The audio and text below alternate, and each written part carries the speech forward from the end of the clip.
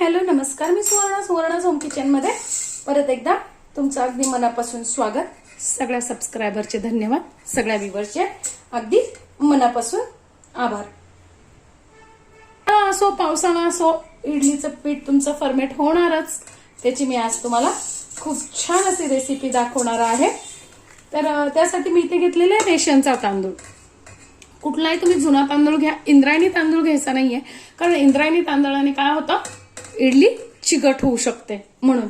तर त्यासाठी मी इथे घेतलं एक फुलपात्र, तुम्ही कुठलंही एक भांड घेऊ शकता। तीन फुलपात्र मी घेतलेले तांदूळ, जाड तांदूळ आहेत हे, आणि एक फुलपात्र घेतलेलं आहे उडदाची डाळ। 3 ते 4 पाण्याने मी स्वच्छ धुवून घेतलेलं आहे। आता 4 ते 5 इंच पाणी आपल्याला तांदूळ आणि डाळीमध्ये दोन्हीमध्ये ठेवायचंय। जर हिवाळा असेल ना, तर हिवाळ्यात काय करायचंय, हिवाळ्यात आपण थोड्या वेळ जर आपल्या घरात खिडकीतनं हॉलमध्ये कुठेही ऊन येत असेल ना, तर थोड्या वेळ 1 तासासाठी आपल्याला ते उन्हात ठेवायचंय। पण पावसाळ्यात तसं होत नाही, पावसाळ्यात अजिबात ऊन येत नाही। तर मग त्यावेळेस काय करायचंय, आपल्या हाताला म्हणजे बोटाला सहन होईल इतक्या कोंबट पाण्यात, गरम पाण्यात नाही, गरम पाण्यात जर ठेवला तर तांदळाचे आणि डाळीचे शिजल्यासारखे तुकडे होतील। म्हणजे आपण जसं शिजवतो ना अन्न तसं होईल। त्यामुळे गरम पाण्यात नाही, कोंबट पाण्यात आपल्या बोटाला सहन होईल इतकंच कोंबट पाणी घ्यायचंय आणि त्यात भिजत ठेवायचे दोन्ही गोष्टी। बघा, अर्धा चमचा मेथ्या मी तांदळाच्या याच्यात टाकून घेतलेल्या आहेत आणि अर्धा चमचा मेथ्या मी डाळीच्या याच्यात टाकून घेतलेल्या आहेत। बघा, 7 ते 8 तास झालेले आहेत, आपली डाळ आणि तांदूळ खूप छान असे भिजलेले आहेत। तांदळातलं पाणी आपल्याला काढून टाकायचंय, पण डाळीतलं पाणी काढायचं नाहीये। याच डाळीच्या पाण्यात, हे फेकून न देता याच डाळीच्या पाण्यात आपल्याला दोन्ही पण ह्या गोष्टी बारीक करून घ्यायच्या आहेत। आणि मी अजून एक त्याच्यात ऍड करणार आहे आता बारीक करताना, ते म्हणजे मी ज्या भांड्याने 3 वाटे तांदूळ आणि 1 वाटी डाळ घेतलेली होती, त्याच भांड्याने मी घेतलेले आहेत। आपण जे पोहे करतो ना घरात, जाड बारीक कुठलेही पोहे असू द्या, ते पोहे घ्यायचे आहेत। एक भांड मी घेतलेले आहेत पोहे। तर पोहे काय करायचं, आपल्याला 2 ते 3 पाण्याने स्वच्छ धुवून घ्यायचे आहेत आणि आपण जोपर्यंत हे बारीक करतोय ना तोपर्यंत पोहे भिजत ठेवायचे आहेत। एक 5 मिनिटात पोहे छान भिजतात। पोहे भिजवताना कोंबट पाण्यात भिजवायचे आहेत। हे बारीक करून होईपर्यंत पोहे भिजून ठेवणार आहे। डाळीतलं पाणी याच्यात घालून घेतलंय, आता हे आपल्याला छान अगदी बारीक करून घ्यायचंय।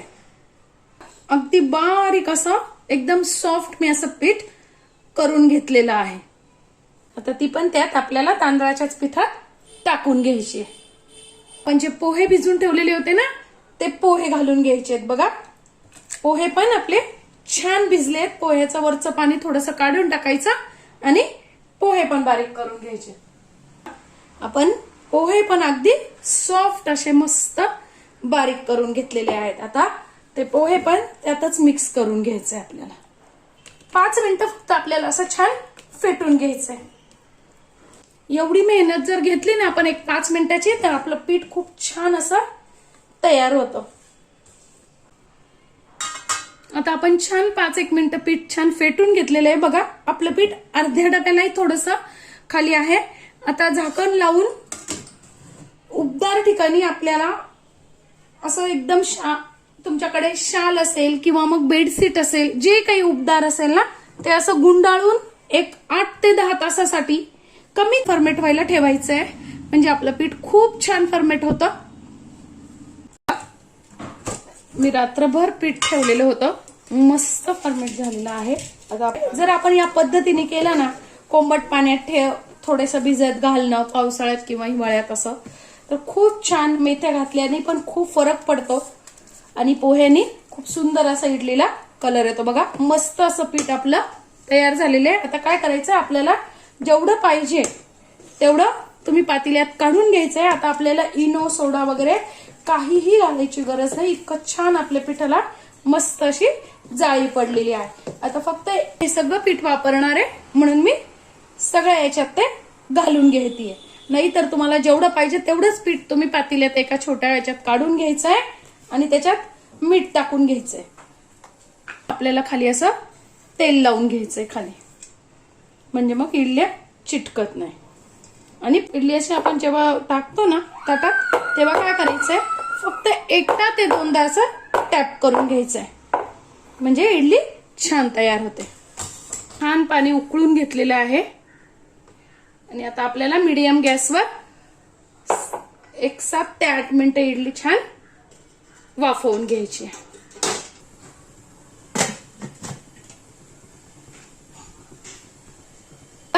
इडलीसाठी मस्त अशी मी याआधी पण चटणी बरीच वेळेस आपल्या चॅनलवर अपलोड केलेली आहे, खूप छान अशी. तर बघा, आता चटणीसाठी मी घेतलेली 1 वाटी डाळ्या. इथे तुमच्याकडे डाळ्या जर नसतील तर तुम्ही शेंगदाणे वापरले तरी चालेल. साल काढून छान भाजून साल काढून शेंगदाणे घ्यायचे, म्हणजे चटणीचा कलर छान येतो. आणि डाळ्या जर घेतल्या तर अजून थोडीशी टेस्ट जास्ती छान लागते.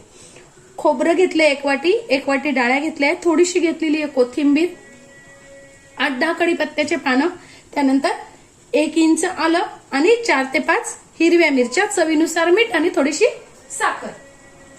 तर तुम्ही लसूण घातला तरी चालेल. थोडस घालून घ्यायचंय चिंच. तुम्ही चिंच घालू शकता, चिंचेचा गरही घालू शकता, किंवा मग दही किंवा मग लिंबूही पिळू शकता. आणि पण सुरुवातीला आपल्याला सुक्कच बारीक करायचं आहे. थोडंसं बारीक झालं की मग आपल्याला पाणी घालून बारीक करायची चटणी. बघा, छान अशी आपली चटणी पण छान बारीक झालेली आहे. इडलीची चव घालण्यासाठी छान खमंग अशी छान फोडणी करू. पॅनमध्ये 2 ते 3 चमचे तेल टाकून घेतलेले आहे. 1 चमचा टाकायची मोहरी, 1 चमचा जिरं, 7-8 कढीपत्त्याचे पानं. फोडणी छान आपल्याला चटणीवर घालून घ्यायची. मस्त अशी आपली चटणी तयार आहे. बघा, 7 ते 8 मिनिटात मस्त अशी आपली इडली तयार झालेली आहे. आता काय करायचंय, थोडेसे सुरी किंवा टूथपिक घेऊन असं बघायचंय घालून. प्लेन आली म्हणजे मग आपली इडली छान तयार झालेली आहे. आता आपण काढून घेऊया. बघा,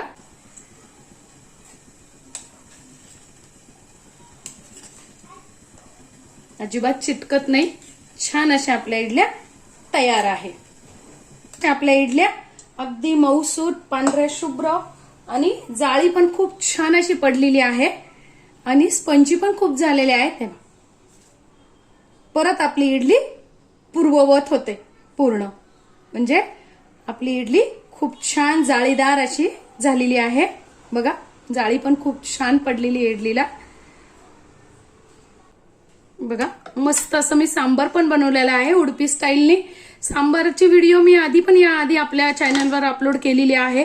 उडपी स्टाईल अगदी सेम जसं साऊथ इंडियन सांबार असतं ना, त्या पद्धतीने सांबार कसं बनवायचं त्याची पण मी व्हिडिओ अपलोड केलेली आहे. ती पण तुम्ही चॅनलवर जाऊन बघा नक्की.